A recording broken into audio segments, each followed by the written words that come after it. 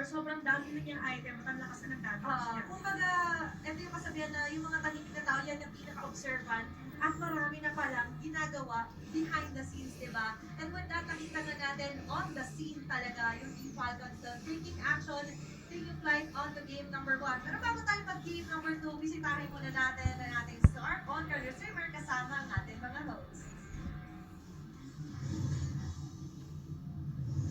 Maraming salamat sa ating panelists. We are still here at the Champions Arena. Odin, 1-0 na lamang ang Team Falcons after that victory in game number 1. Pero sigurado naman ako na hindi pa dito matatapos at meron pa nga tayong mga kapanayam.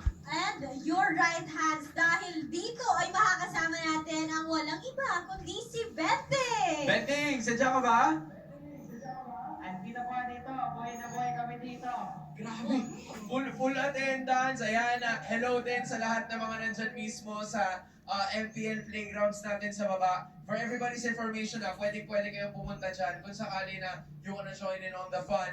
Kamusta ba, Bentings? Again, nakita na natin kanina, first series nanalo ang Onyx Philippines at sila na yung isa sa ating grand finalists and MSC representatives.